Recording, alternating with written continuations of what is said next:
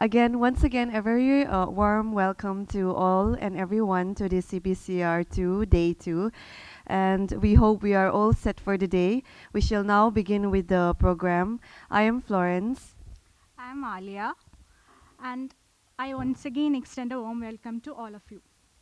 We would request you all to keep your phones and digital devices on silent mode. The keynote address by Dr. Gajendran Ayyathurai will set off our sessions for today. The keynote address will be chaired by Dr. Dickens Leonard. So, a brief introduction of our chair, Dr. Dickens Leonard, is Assistant Professor of Literature at the Department of Humanities and Social Sciences, IIT Delhi. He researched on the writings of the 19th century Tamil intellectual Ayyathurai. He has published journal articles on anti-caste thought and Tamil films. He is the author of the article Sarithiram as Interpretative Pedagogy in the special issue on caste in CPCR. Please welcome Dr. Dickens Leonard.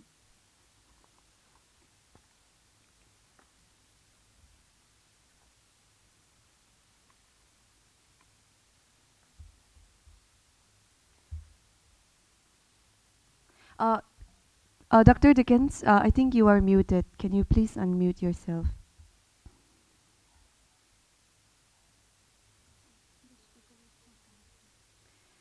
Okay. Can you say Can you hello? say hello? Hello? Hello? It's all fine here. Gaji sir, can you speak? Yeah. Yeah. Hello, hello, Okay. hello. Okay. Can you hear? Great. Good to Great. go. Good to go. Okay, Great, but great. I'm not Yeah. able to see the Okay. videos. I'm not able to see the videos. Yeah, Yeah. it's all good. So Okay. thank you. Um internet is not working too. Can you hear us? Yeah? Yes. Yes. I'm Yes, able to yes, hear yes. you. Thanks a lot for the there is an echo coming. So I take this opportunity to welcome you all to the. Can you hear me? Yeah. Yeah, I'm able to hear you, Lily. Yeah. I'm just yeah. Welcome to all of you for the second day conference CPCR. I take this opportunity. It's an honor to introduce Dr. Gajendran Ayyathurai for the talk today, for the keynote address today. So before I enter into introducing Dr. Gajendran, I have a very short note to share. Yeah. So I've been absent present this time for the conference, especially when well known interlocutors are a part of it. I'm away. That's my colleagues, dear friends Divya and Ishpal, have gracefully shared my burden. There has been an immense support by our students, the department, the administration, ICE office, and ODE office specifically, the speakers, and hopefully Microsoft too, because I was told that there were difficulties. But nothing of this matters. Nothing of this matters, but for this possibility to exchange and communicate ideas that matter. That is to share and learn with you. So thanks to you for being there. CPCR is an emerging intellectual collective. It aspires to collectively engage with the global academy. We try to academically address the shared injustices of this world, particularly of casteism and racism, which is the legacy of our own making. Hello? Yeah. Yeah. All good? Yeah. Yeah. Particularly of casteism and racism, which is the legacy of our own making that survives to haunt, to traumatize, and to injure so as to cause suffering. Architectures of inequality remain silently to perpetuate them. This conference, the second in the line, thus envisages to recognize these unjust structures that still stifle life. Scholars here thus indicate different ways to abandon them, that is, to undo and deconstruct. Many scholars show that here. And today, we have someone who has been an influential pioneer and an inspirational interlocutor who has for long expressed his unconditional support to CPCR at IIT Delhi. Dr. Gajendran's own thesis, awarded from the Columbia University in 2011, even in his even his acknowledgement page envisaged such academic futures such as the CPCR. His research work in the academy for the last 20 years is one of the thought-provoking calls for the critical study of caste collectively. I repeat the word collectively. But Gaji's work is also twofold. Gaji, as we call him very dearly. His work indicates that while it is extremely important to recognize and abandon the architectures of inequality that bind our world to suffer and thus inflict pain on the most oppressed, it is also, however, equally important to specify methods, search for transformative practices, hidden histories, traditions, and cultures that can reconstitute spaces that inspire equality. This is an everyday process, a practice with love, that dangerous word, where one thinks and communes with the other. As he always says, and he always says it involves all of us, including those who cause injustices. We eagerly look forward to listen to you, sir, Dr. Gajendran, and welcome to our conference, Architectures of Inequality. Over to you.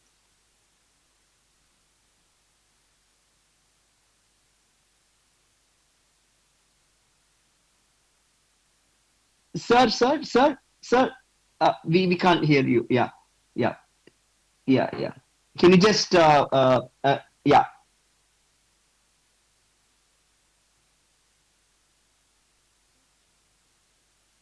I think we are not hearing you. Just a minute. Now, are you able to hear me? Yes. Hello? Yes. Okay. Okay. Yes. Okay. Yeah. Thank you. So it's wonderful to be with you all, and I'm sorry I couldn't be in person there in the hall. But I'm very delighted to be part of this conference. Thank you for those generous words, Lenny. Truly moving. I really appreciate. The importance of collective effort that you emphasized. I think I definitely go along with you on that. It's our shared work. Thank you for those generous and moving introduction. I deeply appreciate for you taking the time to do that. And then now I on to Divya. I've conducted international conferences in the US, here in Germany, and in India. It's very exhausting. I don't know how, Divya, you pulled it off for the second year at a stretch. It's unimaginable. But I think this is because of your, what we write, what we publish, are our manifestos. And I've read your work, deeply moved, and that commitment I see, that is the reason why you are setting an example by continuing this conference for the second year. I deeply appreciate it. You keep using the word solidarity. I am with you on this journey. So for these reasons and the stress that you go through, I dedicate my presentation to you, Divya. And I also know fully well, Yashpal and Lenny have also been good strength to be with you, and I thank them all too. Well, I'd like to go into this presentation now. So thank you all, and of course the students, Pratishta, Prashant, Syed, and Manoj. All of you have been very helpful. Thank you for taking care of this. Now, on to my topic. So I call this presentation as Pax Brahminica, the metamorphosis of the Brahmin frame, not brahminical frame, the Brahmin frame, and the resistance against it in and beyond South Asia. I plan to finish this, and I've been working on this for months. The moment Divya informed me that I would be a keynote speaker, I plan to get this out as a paper and then as a book. Here is the plan for my talk. So I'm going to give you conceptually some things. Yeah. Hello. Just you can share the PowerPoint. It's not seen. Yeah. Oh, I'm yeah. Okay. Yeah. You It's can not share the shared PowerPoint. yet? Yeah. Yes, Oh, not okay. yet. Yeah. It's not on Okay. the screen. Yeah. Can you just share screen again? Yeah. Wait. Sorry for the interruption. I thought. No problem. Is it good Yeah. now? Yeah. Yes. You can just Okay. full screen. You can just yeah. Okay, good. So to quickly repeat, this is the title, Pax Brahminica, the metamorphosis of the Brahmin frame, not the Brahminical frame, and the resistance against it in and beyond South Asia. That's the title of my talk, and I plan to finish this as some solid paper by the end of this year and get it out as a book as well, soon. And here is the plan of my talk, and I'm going to first introduce the concept, Pax Brahminica, and the conceptual tools, other conceptual such as the Brahmin frame, and what I call the secondary caste frames that other and perpetuate caste inequality. So that's the beginning, and then I'm planning to historicize how Pax Brahminica and the Brahmin frame have operated in India from the ancient period and medieval and modern. But my focus is more on the modern. I'll just touch on ancient period and medieval period and keep going. And then I'm going to talk about what I call British Brahmin Raj. I don't call it as British Brahmin Raj. It is wrong to call just British Raj. It is British Brahmin Raj. I have my own explanations and justification that you will see. The rise and then how through British Brahmin Raj, the rise of Pax Brahminica happens. And then I'll move into resistance against Pax Brahminica and on the Brahmin frame from the people who I call casteless, raceless, and anti-caste indigenous Indians, indigenous with a capital I. And then I finally finished the talk by calling for a new South Asian studies and social sciences and natural sciences through critical caste studies, basically to end Pax Brahminica and the Brahmin frame. And I'll keep using the word we, true to what Lenny said, it is for our collective effort. And I assume all of us are anti-race, anti-caste, and anti-gender inequality. And so with that feeling, that's my we. I define very clearly, inclusive we, not exclusionary. And secondly, whatever I say is going to be based on my references that you will see in my slides itself. And when I finish, I'll keep the slides open so that I'll go back and forth to handle Q&A. Okay, let's keep going. So Pax Brahminica, what do I mean? For the past few months, I've been working on understanding diplomacy, the history of diplomacy in India, and the paper is going to be out by the end of this year, and I'm calling de-Brahminizing diplomacy. Has been accepted. And now, during that research, I stumbled upon understanding Pax Romana. It's a reference to Romans. And that is, the end of the first century BCE, late BCE, to the first couple of centuries of AD. That's the time that is called Pax Romana in Latin. But actually it means, the English close translation would be Roman peace. Was it actually a Roman peace? On the contrary, it was a Roman hegemony. Written, visual, tactile, oral, patriarchal, ruthless, that is gladiatorial. And forms of othering kept happening during the so-called Roman peace. And of course, imperialism, dispossession, and displacement were notorious during the so-called Roman peace, Pax Brahmana. Pax Romana, and then clearly, what was deeply troubled by the Romans' usage was Romans versus barbarians. The barbarians the category was used even for the white folks in Europe, right? So Romans othered the other Europeans as barbarians, and you can imagine what they would do to people like Asians and Africans and so on.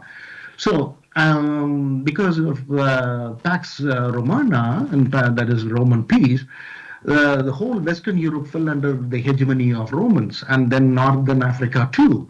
So that was a massive violence, was couched as Roman peace. And clearly, moving to modern period, Pax Britannica, we all know as South Asians. That was a notorious called British peace, was it? It began from 1815, the moment Napoleon Bonaparte was, exiled and so on. 1815 to the First World War. Some people take it to up to Second World War and so on. That's Pax Britannica, British peace. Was it actually so? Africa fell under British racist imperialism. Asia fell. South America, many parts. So, is this British peace? Is this Pax Britannica? So I leave it at that, and I was deeply, deeply offended as a South Asian. So that's one. And then we have now Pax Americana, American peace. I don't have to go more into it. Speak to African Americans, you'll come to know how America is the land of milk and honey right now. Okay, I leave it at that. About Pax Americana, American peace. Now, after reading all this, then I thought, as an Indian, how do we understand the problem of caste? It's been there for centuries, right? Similar to the Roman period, and even going beyond that, right? Some of us say 3,000 years of casteism and so on. Therefore, I stumbled upon this idea a few months ago. Hey, man, we got to call this our Pax Brahminica, Brahmin peace, all that, right? The very word, the moment I say Brahmin is supposed to be very peaceful, serene, all that. Is it so? It is not. Who invented untouchability, ladies and gentlemen? Who invented caste? Who invented oppression, segregation, settlerism? Settlerism, Brahmin settlerism. Please read Johannes Branco's. The book is called How the Brahmins Won, 2016 Bull. That book changed me a lot. And that's how I also got sort of reinforced to call this as Pax Brahminica. So violent caste inequality by the minority of Brahmins was couched as, peaceful, serene, and so on. That, therefore, I call this as Pax Brahminica. And then Pax Brahminica thrives by what I call scorched earth policy. Scorched earth policy means you deny water, you deny food, you deny residence. All of them are called scorched earth policy. Who did that? British did during British Pax Britannica in Africa. Okay, please read about that. I don't want to take too much time on scorched earth policy, but we see it. So therefore, I'm going to use this concept, scorched earth policy of Pax Brahminica, to talk about how slums were created, segregation, violence. People were denied good water, but dirty water is supposed to pass through the slums. So the scorched earth policy of Pax Brahminica helps me to nail down the spatial segregation and bodily violence of the minority groups. They are not even 5% of the Brahmins from the ancient, medieval, and modern period. Okay, so Pax Brahminica as a concept helps me a lot. So, and of course, Agraharam is a South Indian word. Fuller and Narasimhan have talked about it. That's a residential area of Brahmins. Nobody else can go. Okay, and there are some Agraharams are still there in Tamil Nadu. Please have a check out about this concept, Agraharam and the spatial segregation. Now, I'm moving on to what is called the Brahmin frame. Pax Brahminica operates through what I call the Brahmin frame, not the Brahminical frame. It's a Brahmin, it's like Brahmin supremacy, it's like Brahmin power. All of them are going to be part of my book. So that's why I call it as not Brahminical frame. I'm not diluting it, directly pinning the inventors of caste, and so therefore the Brahmin frame. So Varna Jati, race caste segregation has been there for long. But in South Asian studies, we have failed to ask who created it, who invented Varna Jati, why did they do so, how did they go about, did we care? So Vedic Aryans are basically Brahmins, right? And so they were the inventors, and they founded the caste categorization, and then in a caste in a descending order. For me, that order of caste is the Brahmin frame, originating from the Brahmins. So the casteist Brahmin frame is the primary durable inequality. Charles Tilly's book, durable inequality. So we have had durable inequality from ancient, medieval, and modern period. Okay, and how does it operate? Through the Brahmin frame. And how does it work? Through a lot of binaries. What are the binaries of the Brahmin frame? Aryans versus non-Aryans, Brahmins versus non-Brahmins, touchable versus untouchable. How could humans not touch each other? It doesn't have to be every time sexual, right? We need to exchange food. We need to help each other. If any one of you is bleeding, I got the stuff, woman or man, right? How can I not touch you? But touchability is the notorious invention of the Brahmin frame. We need to interrogate that, and then sadly we find the Brahmin frame also inflicts the secondary frames. That means self-privileging self-privileging high caste versus disprivileged low caste. Okay, the binary they operate, upper caste and lower caste categories. This is I call secondary frames. And then the Brahmin frame thrives by, these are the concepts we have not grappled with: Brahmin centrism, Brahmin male power, privileging Brahmin, the Brahminness. Yesterday we talked about whiteness. Have we ever used the word Brahminness? We have not. What do I mean by Brahminness? Skin color, merit, entitlement. These are all part of Brahminness, and clearly I've used in my other writings Brahmin centrism, Brahmin male power, and so on. Even Brahmin women are not equal to Brahmin males, as we know. Sanskritists have talked about it. So mythological fabrications of the Brahmins is projected as knowledge. Is it really knowledge? No, it is scientism. I published this. Please, all my writings are in academia.edu. Please check. So my latest piece is on Brahminical scientism.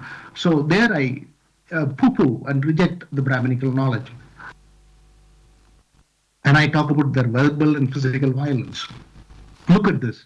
I spoke about Arya. Fellows have written books like this, Arya Vartaya Pair, Searching Out to the Middle East, complete fabrication. This is by a Bhadralog from Bengal and IAS officer. I don't know how many lives he ruined. This is his book, complete fabrication. Please check that out. Excuse me. So Pax Brahminica through the ages. In the ancient period, we have what is called Sanskrit being glorified. Textualization of the Brahmin frame happens, right? So from then onwards.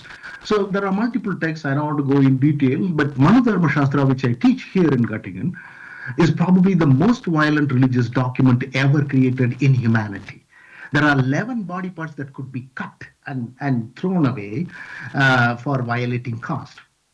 Quickly, if a man and a woman consensually have sex and they are upper and so-called higher and lower caste through the Brahmin frame and they are caught, the man is supposed to cut his penis and walk in a particular direction till he drops down and dies. The woman is supposed to be put in the city square and rabbit dogs should be set free till they bite and kill her. This is part of your Manudharma Shastra. Our Manudharma Shastra. No, sorry. Their Manudharma Shastra. Please read Patrick Olivian 2005 OUP. That's the book that I used to teach my students suffer reading that book. I don't know how people name somebody as Manu. I don't think they should do. It's a violent name. All right. I'm moving to medieval. This is from the ancient period, medieval period. I'm using Audrey Etrusque's powerful work. This is the article, Contested History, Brahminical Memories of Relations with the Mughals. So clearly she points out here that the Brahmins were deeply influenced by what she says, Persianate influences. So the Brahmins had Persianate influences, and for their inspiration and writing, but they never recognized the Persian influence. So that is a plagiarism. That's stealing somebody's ideas, Persian ideas, and project yourself as a Brahmin intellectual, right? That's why, please note this word plagiarism of the Brahmin frame, that I'm going to get back again and again to pin some so-called academics later on. So medieval period, so Audrey Etrusque shows through this work that how the Brahminical Sanskrit, that's her phrase, Brahminical Sanskrit culture was deeply influenced by Persian influence, Muslim influence, Islamic influence. Let's be clear, that's medieval period. And then, of course, we also now, beyond what Audrey Etrusque is saying, we also should talk about anti-caste and casteless memory and history of people beyond Brahmins. Why should we get obsessed with Brahmins? We have to talk about the majority non-Brahmins, their memory, their history. That's why I've written some pieces on memory and history. Please check them out. It's there in academia.edu. So I'm moving from this, a little glimpse about the ancient and medieval to modern Brahminica. Now here, what I call British Brahmin Raj. So clearly, I call this is my thing. Brahmins serve as the go-betweens of um, British imperialism, right? I'll give you quick examples to justify what I'm saying. So John Zephaniah Holwell, he was a surgeon turned zamindar, of course, British white racist, zamindar of Calcutta, okay, in the late 18th century, or in the middle of 18th century. And this is the title of his book, which was out in 1765. Interesting historical events relative to the provinces of Bengal and the empire of Hindustan. There was no word called Hindustan at that time. Okay, we are talking about middle of 18th century. It was Hindustan. And then he goes about festivals of the Gentus. There was no word called Hindu. Please be clear. End of 18th century, we didn't have the word Hindu. Even early 20th century, Hindu was not popular. It was Gentus, all kinds of funny names. And Shastas, the word Shastras itself was not clear. By the end of 18th century, it was Shastas. Ridiculous, right? They didn't know how to handle it. And so this was 1765. But given this long title, Holwell wanted to revise it. And how did he call it after 14 years? A review of the original principles, religious and morals of the ancient Brahmins. Now you know how Holwell got these ideas? Not from non-Brahmins, not from the caste oppressed. The Bengali Brahmin fellows fed these ideas to Holwell, and here comes the book, Ancient Brahmins, when in 1779. This is how things were fabricated against 95% of Indians. Let's be clear. So, and then Halhed, Nathalia Brassey Halhed, came up with the book called Gentoo Code, not Hindu Code. When? 1776. Then Asiatic Society was established in 1784, and that was headed by William Jones. With the Asiatic Society, look what's happening. Bhagavad Gita for the first time was translated in English with the Brahmin males' help in 1785. That gets translated immediately in German and French and becomes popular. Manusmriti, 1794, translated in English by William Jones. And what is the title? Institute of Hindu Law, 1790. This is one of the first books to introduce that word called word. I don't use the word Hindu. I put within quotes because I disagree with that category because of casteism and Brahminism in it. So this word gets introduced because of a British fellow called William Jones, Hindu. We are using the word Hindu not because of any indigenous local fellows, but because of the British creation. What a shame, right? And these are the roots. So William Jones calls the book Institute of Hindu Law. And the ordinances of Menu, not Manu, Menu. That's why I've written as not a typo. It's not my mistake. That's how William Jones called it. Not Manu, Menu. Please check. So that is what has come as Manusmriti and Manudharma Shastra. All these British creations were not British inventions. Brahmin power played a crucial role in creating these English texts, and they were translated in German and then in French. Now, the Ayyathurais, like Lenny has worked, I know a little bit about Ayyathurais, and he lived between 1845 to 1914, right? And he questions this: why there is no text by an author, Hindu author or Hindu text? When did he write this? In 1910. Not 2000, 1910 he questioned this and called them, how the Brahmin frame is fooling us with the category called Hindu. He rips into it. Ayyathurais, before his death and through his publications, before 1914, rips into the category of Hindus. You're going to see that with archival evidence that I'm going to speak. So this is the resistance then itself in the early 20th century and before happened against this Pax Brahminica and the Brahmin frame.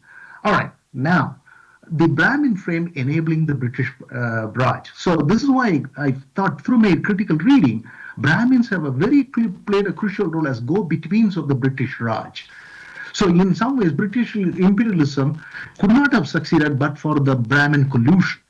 Okay, so let's be very clear. How do I say this? This clearly colonialist comprador Brahmins and what I call gatekeeping nepotism. So the one Brahmin recruiting another Brahmin, that crap was going on from the colonial period. It's happening now across the world. In India, in the US, and Europe. I was not passing by. I'm living in the West. I've lived in the US, in Harlem for a long, long time. 3 continents I have lived. Based on that, I'm saying how South Asian studies is in shambles right now.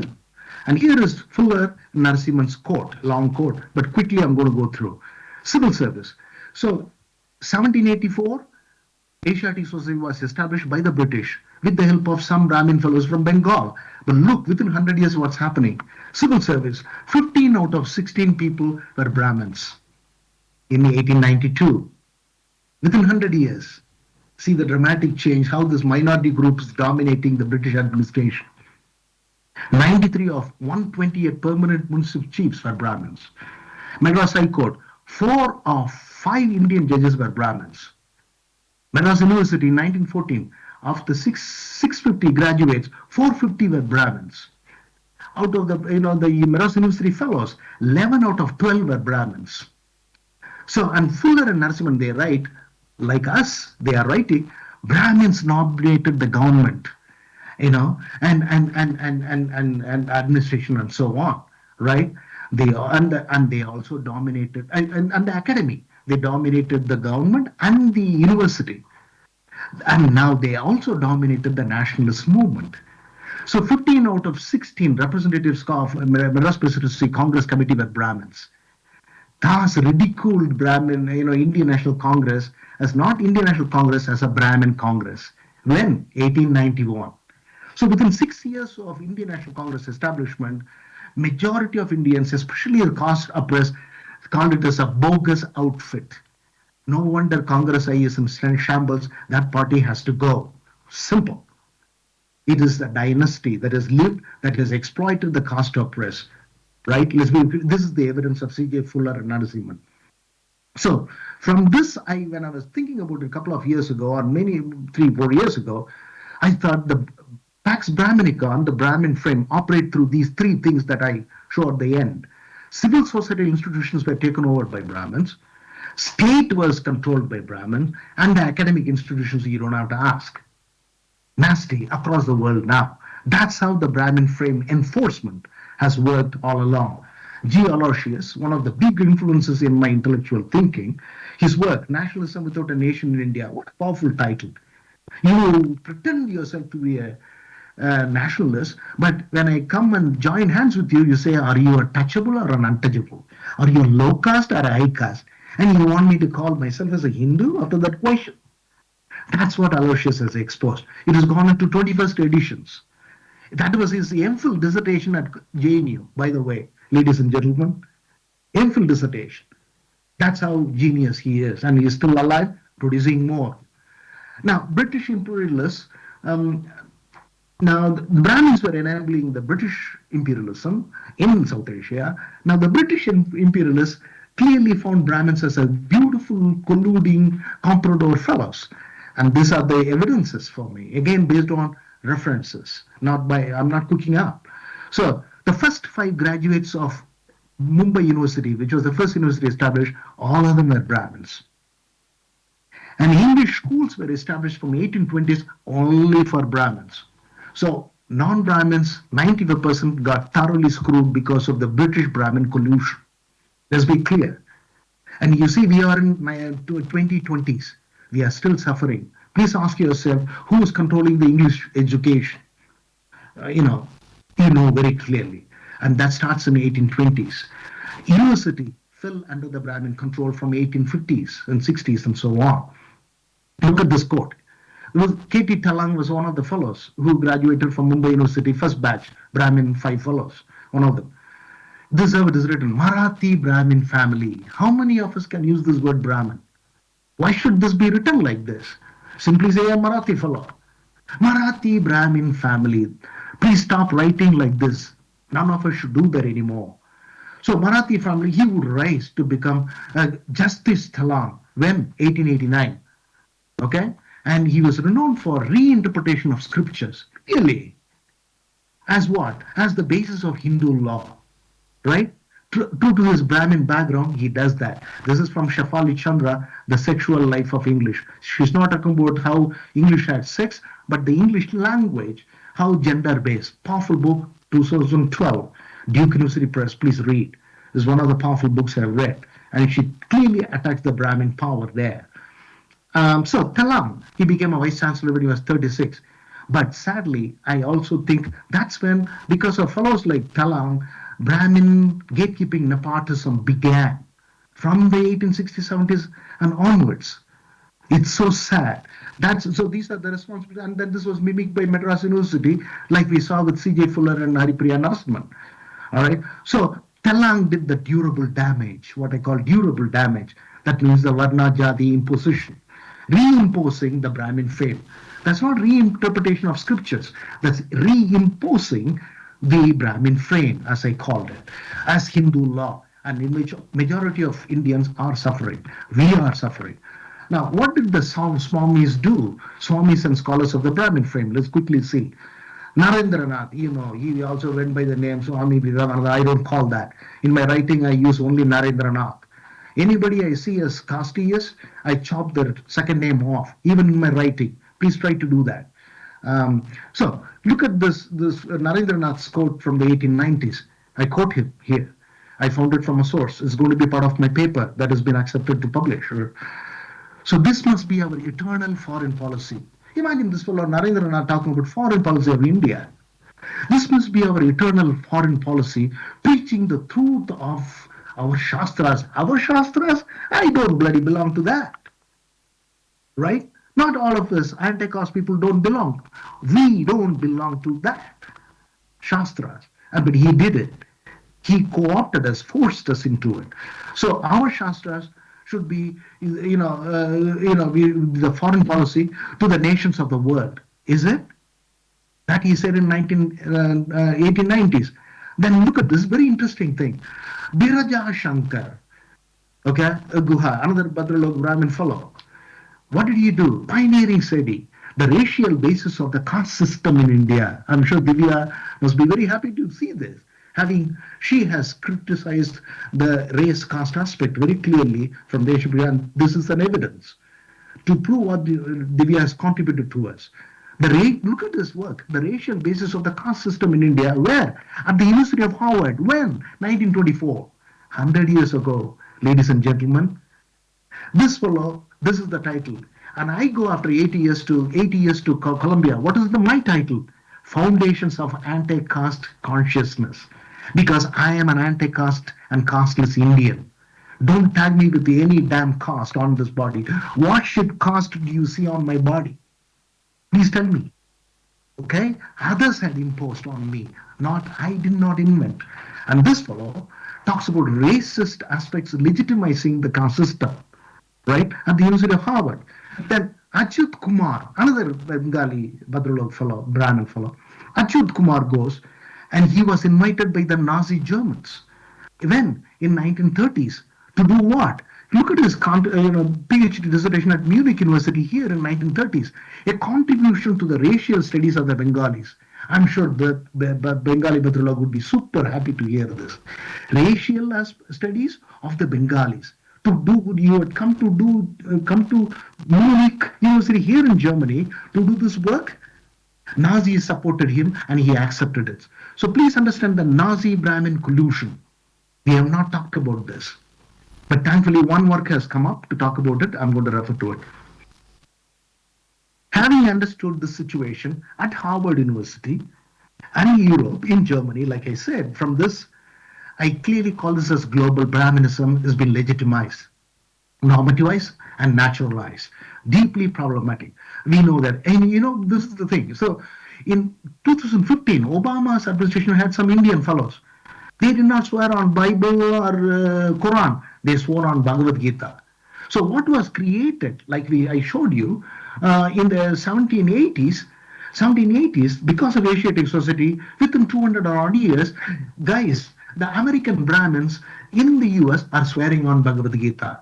How many of us can do this? We in the hall there and me together. I'm asking. We wouldn't even be allowed to touch Bhagavad Gita, whereas an American Brahmin can do it. Is it right? So please think about it. And then Vedic Brahmanism and then new lease of Nazism. This Braja Shankar was invited to Germany in the 1930s to speak on what? And two titles. The second title is very interesting. The racial foundation of the Indo-Brahmins. The racial foundation of Indo-Brahmins. What was done in Harvard, now it is being inflicted in Nazi Germany in the 1930s by a Brahmin fellow.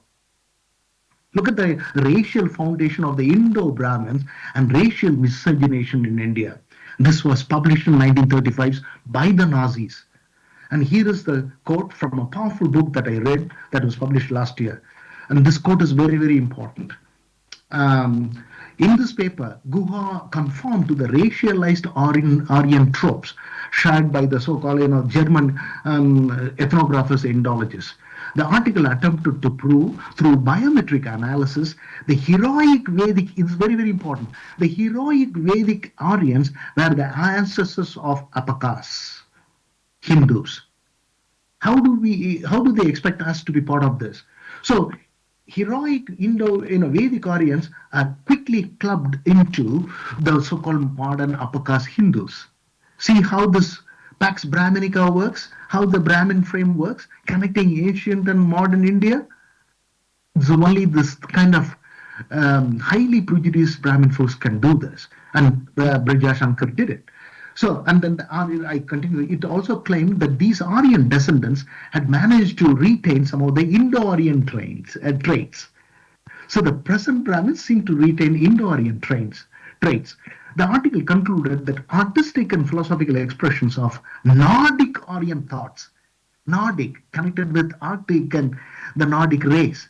You see how the Brahmin race is combining with the Nordic race and making them into Aryan. So Nordic Aryan thoughts, that started with the Rig Veda had continued to live on India through the literary works of Rabindranath Tagore. How is that? Have we ever looked at critically about Tagore's role in perpetuating Brahmin, Pax Brahminica and the Brahmin frame? It's high time we do that. And you see how Braja Shankar has used it, and who says this? Baijayanti has written this powerful work that was published by OEP last year. It's called The Nazi Study of India and Indian Anti-Colonialism. This quote is from Baijayanti. Powerful work. I appreciate that sister for exposing this Pax Brahminica and the Brahmin frame. It is at its best here, true to what I'm saying. Pax Brahminica began in the so-called Vedic Aryan time, and this Vedic Aryan usage that I use is from Baijayanti, thanks to her. And so she's using this phrase, heroic Vedic Aryans are combined by the modern Brahmins to perpetuate their Pax Brahminica on the Brahmin frame. Please check this book out. And look at this. This I found here in German archives, 1752. The Lutheran fellows, Christians, the Germans who went from here all the way, they were publishing and promoting Brahmine. German Brahmine refers to Brahmins. And that is in the first page of the book, the boldest word is Brahmine. Not even the Lutherans is somewhere in between. Imagine. This is how I was tracking the influence of Brahminism and the Brahmin power here in Europe, and that I published. That's why I titled as Germans, Casteless Tamils, and Brahminical Scientism. Please have a look at it. I have this book now. I was trembling when I saw this. 1752, ladies and gentlemen, this was published here in Germany. So the damage was done by Brahmin power, by the Brahmin frame, by Pax Brahminica way back in the 1750s, to the level a book could be published with the Brahmin name. My book too will carry the name Brahminism, but totally in a different way, not like this. So we are the descendants of the anti-caste Indians. Ladies and gentlemen, there is nothing unique about me. I have come down from the broad shoulders of women and men. I'm very clear. Okay. Germans also have published this book. See the nasty work. They wrote a book with the P word. I don't use, please don't use the word pariah anymore. It's like the N word. Please say it as P word. I think the legal effort should be made to prohibit this word from careless usage. It has to be P word. Imagine German fellows publishing that, to a missionary fellow publishing this work. And what did he do? This I published in my Sionism piece, forcing the children sit to make them sit in a basket. Would you, any one of you? I think there are mothers and fathers and there and brothers and sisters with young children, people at home. Would you sit your children into the basket? Would we sit our children into a basket like this? Not one child is happy. Look at the title. Ein Korb voll Pareakinder, basket full of roses, is used by the missionaries to say basket full of pariah children. This is how the Germans did it. Who did it? They did not invent. The Pax Brahminica did it. The Brahmin fame did it. The colluders of British Brahmin Raj did it. Right? So that's how I'm justifying it. Let's see what the Brahmin professors did with the Brahmin frame. Radhakrishnan is one of my favorite fellows, right? And he published a book called Indian Philosophy in Volume 1 and Volume 2. This is what he says about caste. Please check this out. Some of you would have seen my slide. Please bear with me, but many of you wouldn't have. Therefore, I'm sharing this. The institution of caste, see how he is rescuing. The institution of caste is not the invention of an unscrupulous priesthood. It's rescuing Varna and Jati as something good. So the institution of caste is not the invention of an unscrupulous priesthood, that is Brahmin, but a natural evolution. So Radhakrishnan, one of the guys who legitimized, naturalized Varna Jati segregation. And it conditioned and all that from the ancient times. It was consolidated in the period of the Brahmanas. Does he know that? How does he know that? How do we know that? Because we are anti-caste. We cannot know that, but he knows through the Brahmin name. And to avoid too much of confusion of blood. Now you see how the segregation is happening? Radhakrishnan is legitimizing. People should not mix. Non-Brahmin and Brahmin should not have sex and have babies, right? The caste system, the Brahmin frame would collapse. Radhakrishnan is justifying that you need to avoid the confusion of blood. And then appeal was made to the pride of the Aryans. Should you do that? He did that. What was originally a social institution became a religious institution. A divine sanction was given to it. And the laws of caste became immutable. Is caste, what caste do I see on Levi? What caste do I see on you, the audiences? But this man does it. That it is immutable. Is he a philosopher? Completely wrong. By the way, Radhakrishnan was to be jailed. He should have been in prison because he plagiarized Jadunath Sinha's work, and the court was going to indict him. But he used his Brahmin network in Bengal. So the Bengali Brahmins and this fellow from South India, they came together, and an out-of-court settlement was done, and money was paid to Jadunath Sinha. That's how Radhakrishnan escaped his jail term. He became professor of ethics after that at Oxford. See the Brahmin-white nexus? It's horrendous. It is still happening. It did not end with Radhakrishnan. It keeps going. That's what it has led to now. Rise of Brahmin male power through Pax Brahminica and the Brahmin frame. Dayanand Saraswati, Arya Samaj, it means Society of Aryans. Really? How does he know who are Aryans? Dayanand Saraswati did it. Okay, and that was against Muslims and Christians. Okay, and anti-caste converts. To prevent that, Dayanand Saraswati created this organization, Arya Samaj. V.D. Savarkar, all that. Hindutva, really? What do you mean by Hinduness? It's Brahminness. Anytime you hear Hinduness or Hindutva, immediately please be alert. They are talking about Brahminness. Like I said, exclusionary aspect. And this fellow, V.D. Savarkar, Holy Land, Fatherland, clearly he was mimicking Nazism at that time.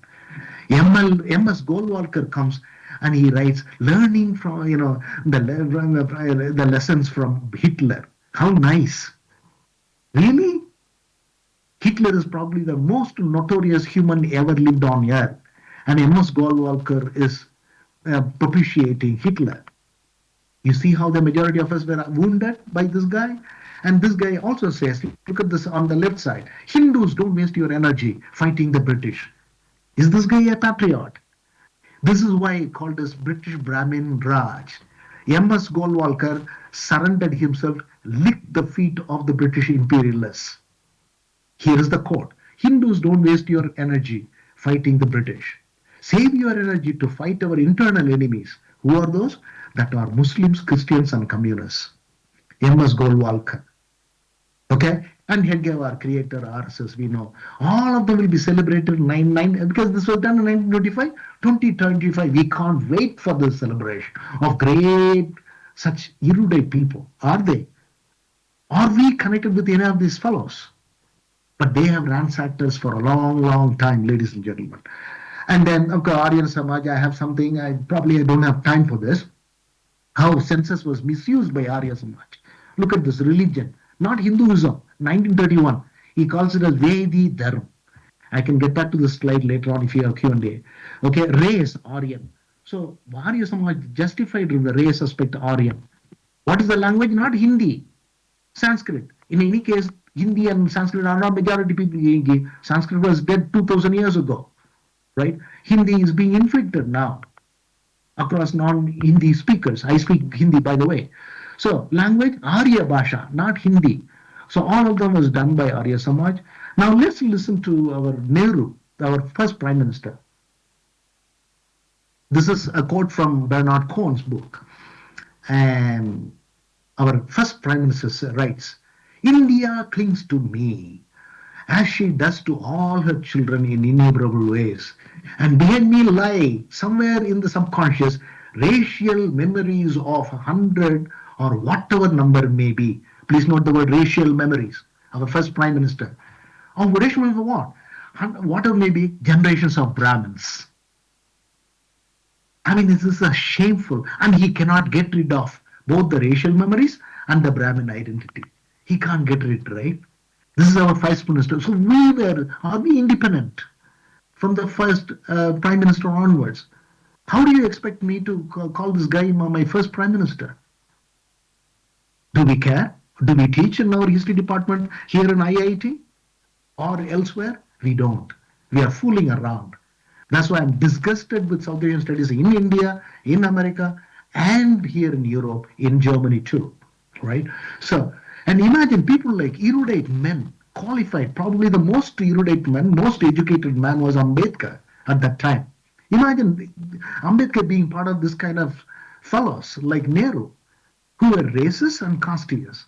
It would have been a trauma for Dr. Ambedkar. And then Rattamali Srinivasan. These two went to the Round Table Conference in the 1930s. Ambedkar was progressive enough to take Rattamali Srinivasan, who was 30-year elder to him at that time, right? And they were together fighting in the Round Table Conference in England. The fellow called M.K. Gandhi said, I can represent untouchables more than you guys. Imagine the arrogance. I leave it to you to think further. All right. So Tamil Buddhists, now I'm going to the resistance. Resistance happened in multiple ways. Lenny knows this better, and some of you also. And like I said, I've done a little bit of work on Ayyathurai, and here is Ayyathurai, Tamil Buddhist rejection of the Brahmin frame and Pax Brahminica and the Hindu identity. In December 7, 1910, Ayyathurai wrote, in a disapprovingly, this is his title, it is said that Hinduism is unrelated to caste. That's his title. By the way, Ayyathurai also wrote a powerful piece called Who Are Untouchables. You know the title? Ambedkar was not the first person to write. Ayyathurai in English he wrote. All right. So in this piece, it is said that Hinduism is unrelated. He rips into it, and he says it is basically a religious fooling, religious deceit. This is his word. Samaya purattu. That's deceit in Tamil. Okay, religious. And he writes, your gods, Brahma and Krishna, Manudharma Shastra, godmen such as Sankarachari. I just rips into the Sankaracharis like amazingly. You will see as part of my book. This was done before his death in 1914. He published it. It's part of the archives. So all these godmen such as Shankaracharya have insisted on the prevalence of caste and have produced written texts and so on of caste. And so the Hindus have caste obsession, Ayyathurai writes. In fact, he points out a large majority of Indians are aware, large majority. So Ayyathurai was talking about us already. He knew majority of Indians were inflict their suffering the Pax Brahminica and the Brahmin frame. That was, and he was a big influence. I realized that I am an anti-caste man not because of anybody else, but because of Ayathitas. Very powerful influence. And so majority were aware that Hinduism is supported by caste. That's how he goes. And then another thing, temples. We have not criticized temples as a place of segregation. It's not a place of inclusion. Women, when you menstruate, my mother can't go, my sister can't go, my wife can't go because they menstruate. Like Angel was very powerfully saying yesterday, into the household, right? So menstruation is like my blood. Thankfully, I read the book, right? Is menstrual blood is like my blood. So I will clean the pad or dress of my wife if she menstruates, right? So the moment we have that thinking, I think we'll become a lot more civilized. Thank you, Angel, for civilizing us yesterday. So temples is a space of segregation, and he says that caste orthodox, only the caste orthodox fellows with caste orthodox could enter the temples, not others degraded by caste can enter. He was attacking the temples segregation at the time and all that. Okay, so I leave it at that. I use the phrase called colonialist casteist continuum. I'm going to move. Okay, then Tas was very powerful in talking about Christianity and Islam as native people. So for me, Christians and Muslims are natives of India, indigenous peoples of India. Okay, and Johannes Broncos has said how. By the way, Alexander the Great, Johannes Broncos says in the work How the Brahmins Won, Alexander the Great slaughtered Brahmins in West Asia. They escape and come to the Gangetic Plains. Please read Johannes Broncos How the Brahmins Won. So Tas takes on this and then says, Brahmins and others were the invaders, not the Muslims and Christians and so on. Very powerful. And I have this, I'll get back to this later if you want to have a discussion. And here he attacks. Multiple religions were invented, Shaivism and Vaishnavism and so on, to promote and impose caste power, Brahmin power, right? And those who are getting converted were insulted with the P word. He writes here, with the P word in 1909. So the moment you get converted to Christianity or become a Muslim, oh, you are a P man, with the insult. So that's what he is writing. All right. So I'm going to move further, and he talks about media also. Imagine sitting in Chennai and writing all this about media, and he writes in 1910 the census and North Indian opinions. It was very clear and straight. December 20th, 1910, the census and North Indian opinions. He clearly saw a lot of difference between South India and North India. And he writes here, the Aryan, then he says like Muslims, the non-Christians and non-Muslims should identify themselves as Hindus. So if you are a non-Christian, if you are a non-Muslim, you are supposed to be a Hindu. That's how it is projected. There's questions tagged. And he says, but those guys do not mention the Aryans who immigrated to India only little earlier to the Muslims. So the Aryans also should be expelled. Okay, but they were not trying to do that. So he says, whoever the Vedic Aryans that he spoke about, they are not natives in Ayathiya's perspective, and I go along with this as a serious academic, right? So it was not a no man's land India before the Aryans arrived. We had indigenous people. Please understand that we need to do more research on that archival, archaeological, all of it, okay? But from this slide, you get to know that the Muslims and Christians were treated by the Buddhists as equal, important, native, indigenous residents. Okay, unlike the fellows who were subscribing to Pax Brahminica and the Brahmin frame. All right, so post-colonial Brahminica, I don't have to say, you know what, we are ruined by the civil societal supremacy, Brahmin supremacy in civil society institution. Ayodhya was created after destructing the mosque. I was there in Delhi in 1992. I couldn't eat my dinner when the news came that the mosque was destroyed.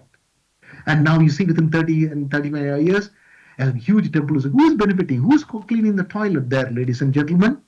Are women allowed to go there into the sanctum sanctorum? Or a Brahmin male is communicating with you and the God? We need to interrogate that. State, we know that how Indian parliament and situation and all that. Please see the video of Stephen Sackur of Hard Talk interviewing the Chief Justice D.Y. Chandrachud. It's really powerful. He interrogates D.Y. Chandrachud by saying, like, look, your dad was a Supreme Court Chief Justice. You have also become. Don't you think there is this upper caste elite dynastic domination in Indian judiciary? Stephen Sackur is asking to Chandrachud. By the way, Mr. D.Y. Chandrachud knew about my work. He went to Brandeis University and spoke about critical caste studies. That's how critical caste studies postdoctoral fellowship was created at Brandeis. Let's be very clear. So that is D.Y. Chandrachud. I appreciate, but is he really interrogating the caste structure? While thanking him, I'm asking this question: is our judiciary free from casteism and Brahminism? It's a very important, mere tokenism is not enough. So academy, we know the status of universities, IITs and IIMs, and private schools, and the connection. Ajanta Subramanian talks about it. We know the connection. Now, so 75 years of Pax Brahminica and the Brahmin frame has it benefited or ruined us? I leave it to you for thinking.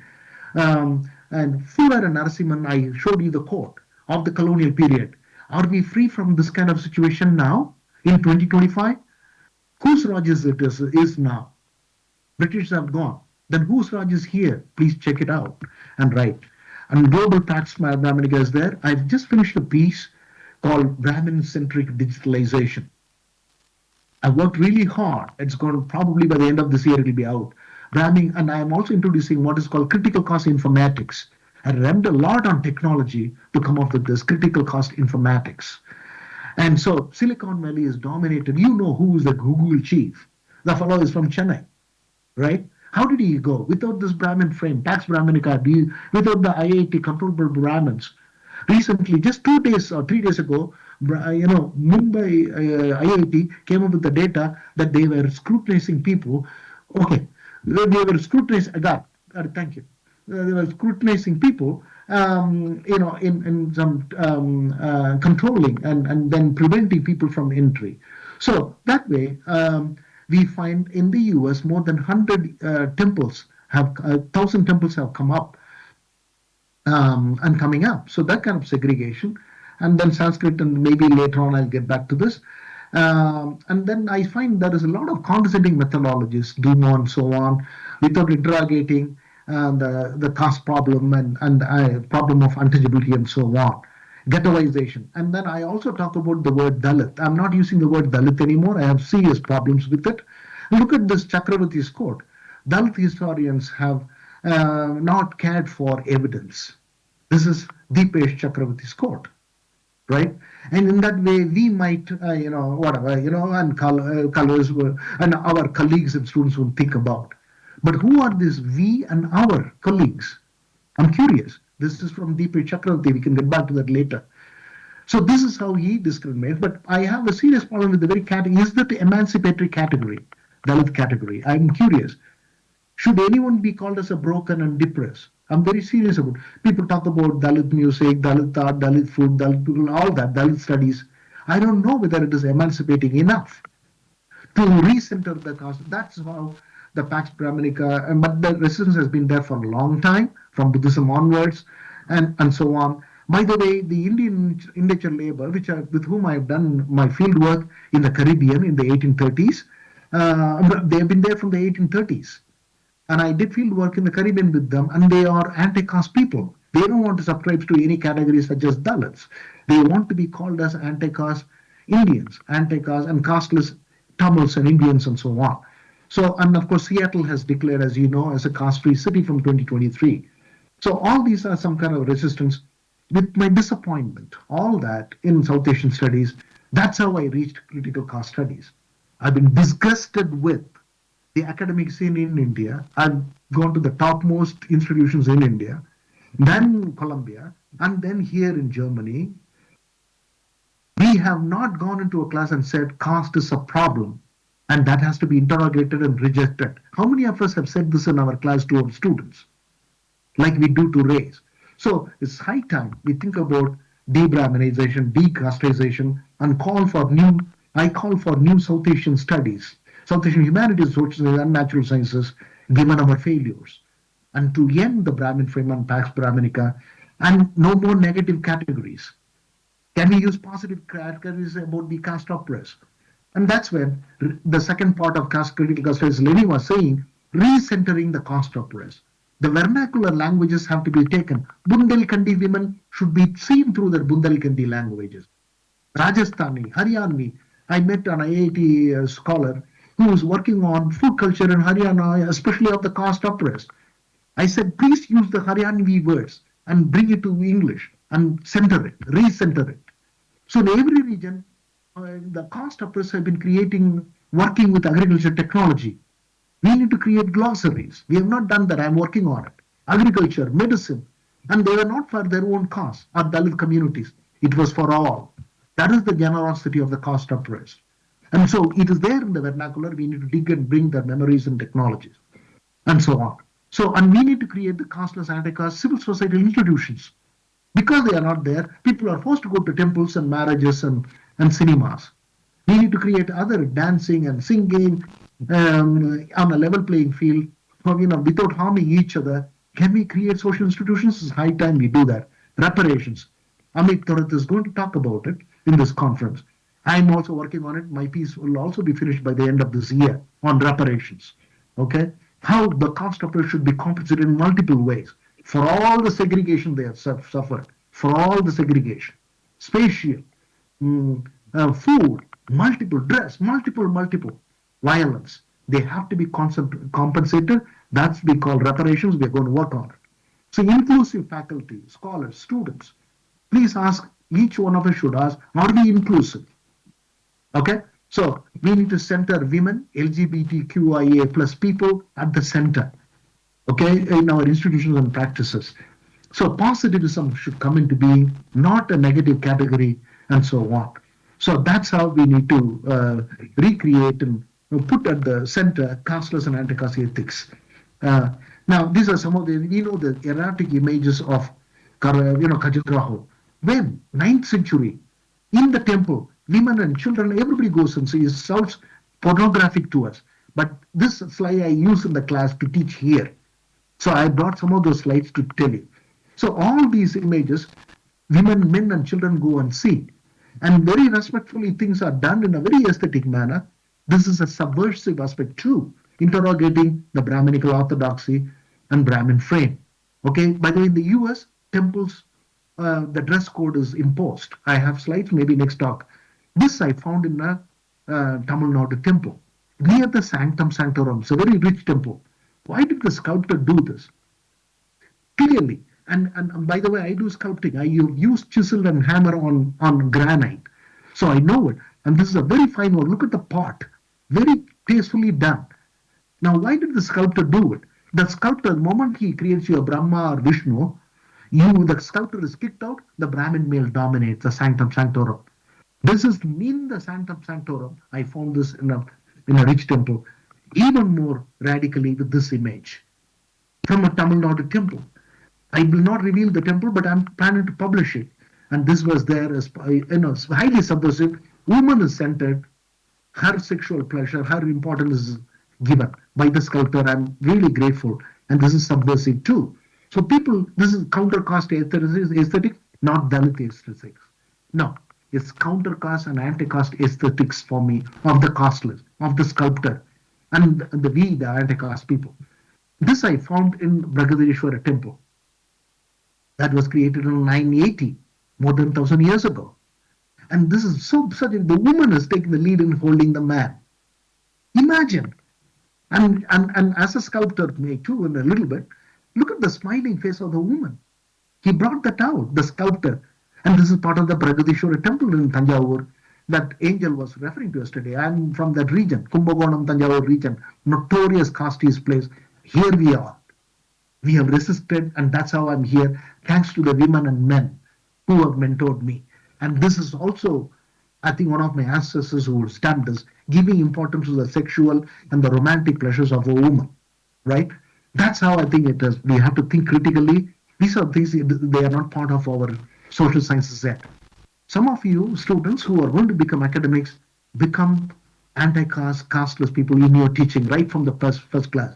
Go in and say in the class, I am an anti-caste person. I'm a casteless person. I want all of us to be so. So, thank you guys. Sorry, I would have taken a little long time. Apologies, Lenny and the audiences. Thank you. Nandri, Yeah, yeah. Nandri, vielen Dank. I Thank you. think yeah. Thanks a lot, Gajendran Sagaji sir, for this very rich and informative, analytical, but also food for thought for a longer period to think about. Thanks for all the work you put. Without any further delay, let me open the questions from the audience. Let's collect the questions together. It is 3 to 4 or 4 to 5, and then you take your time last 5 minutes. We have probably we are actually on time. We have like probably will take like 10 minutes for it. Yeah. Okay. Just Super. introduce your name and yeah. Yeah. Hi, my name is Argya. You can stop. Hi, good morning, sir. My name is Argya. I just wanted to ask, do you find any impact of Pax Brahminica on the concept of intimate hero that was developed by Weber, and we see this impact now in modern day leaders, authoritarian leaders who doing pariksha pe charcha, chai pe charcha, but also can take these hard decisions of demonetization or CAA and RC, stuff like that. So do you see any impact of this whole Pax Brahminica concept on such politics of today and leaders of today? Thank you so much. Guys, can you just stop sharing the screen so that you yeah, that's great. Is it? Sorry, me? Okay. All good. Yeah. Okay.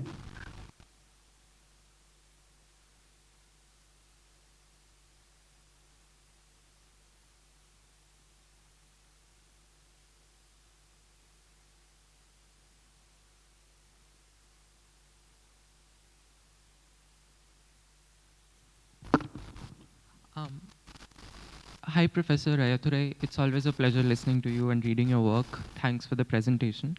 In your recent publication in Notes of Translation, you have conceptualized the idea of Sialism and assert how German Lutheranism and even other cultures were influenced by the quote-unquote native informants. Similarly, I came across Professor Dwivedi's scholarship in which he's talking about Francis Bernier, in which he was also influenced by Brahmanism.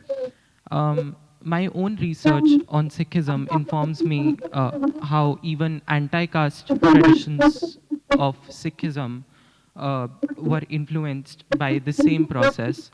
So my question really wants to understand, can we argue that Sialism acted as one of the primary institutions on which the idea of Pax Brahmanism resides, and which is not only influenced by Christianity and other traditions, but also anti-caste traditions like Sikhism? Thanks.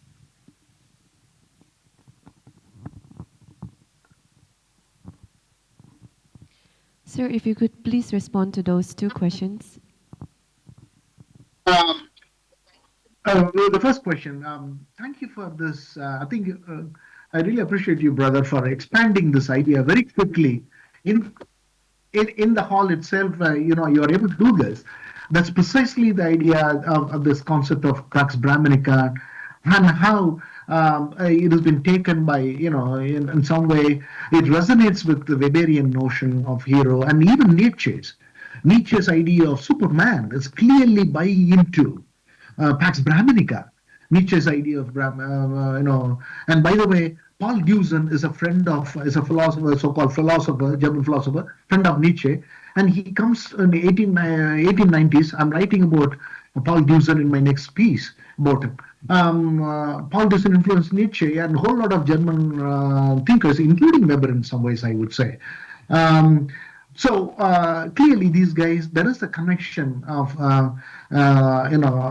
influence of this Brahmin male-centric ideas, and they get interconnected clearly. And then, thankfully, you're also stretching it to talk about the current policies. Yes, I fully agree. So we want Indian Parliament to come up with a policy that is inclusive, that should be Brahmin-centric, should be clearly anti-caste. It should be anti any particular religion centric. No, it should be inclusive. Our land, our country has always been multi-religious and multicultural, and there are atheists and agnostic people. We need to respect them. If Lenny is going to say or Divya is going to say, I'm an atheist, what do I say? Should they be given capital punishment? No, they have the right to think and live well better than me. I may be a religionist, right? So that way, all of us as humans should be treated equally, but that's not the happen. So policies are, in a way, vitiating Pax Brahminica and the Brahmin frame. Thank you for pointing this out. It's a beautiful thinking. Quickly, you're putting this concept into usage that I did not think so far. I'm just, exploring, and I'm glad you are stretching it. I really appreciate how the Indian policies are also influenced by Pax Brahminica, pretentiously peaceful, but actually segregating. Thank you for pointing that out. And then the second question, very powerful. Yes, I fully agree. We need to be super careful, very unconsciously. Like, for example, Adi Hindus of the UP movement in the 1920s. It's very sad. They were saying we are Adi Hindus than the Brahmins, but yet they were mimicking the Brahminical ideas. Brahmins would have been too happy. So what is projected as you said, anti-caste Sikhism is also mirroring and mimicking the Brahmin frame and Pax Brahminica. That's deeply problematic. So we need to be very clear. So that's why certain things we need to start learning from the LGBTQ and IA plus thinkers and feminists and so on. They clearly tell us, we need to be careful. First, is it male centric? All that we need to ask very clearly. So that way, what we may say as anti-caste and casteless, yet we may internalize some of the Pax Brahminica and Brahmin frame ideas. We need to interrogate and relegate and reject and repudiate them. So that way, thank you for pointing it out. It is clearly the Sialism is at the core of Pax Brahminica, and that is unfortunately is also internalized by some of the so-called anti-caste and casteless movement. And I think you're right. I agree with you. I kindly invite Dr. Dickens to close this session. Thank you so much, Dr. Kachi. I mean, it was a long trawl, and we were just consuming because you had an ancient dimension, and you had connected to the modern frame, and particularly you brought us to think in this conference about the question of frame, which is already embodied in a body. So you brought that to our analysis, and you invited all of us to think through resistance is also deep, and what are those frames that could resist and de-Brahminize and decastize these frames, and you showed us a bit at the end, and I'm sure in this conference we take those cues and then build up, and thanks a lot for this really hard hitting presentation which will actually open us to newer insights. Thanks a lot for being with us, Dr. Gajendran. Thank you so much for doing all this, and I deeply appreciate the audience also for being patient and listening to whatever I said. So I really appreciate. Thank you so much. Okay. We will have a quick tea break, so I request the audience to come back by 11:30.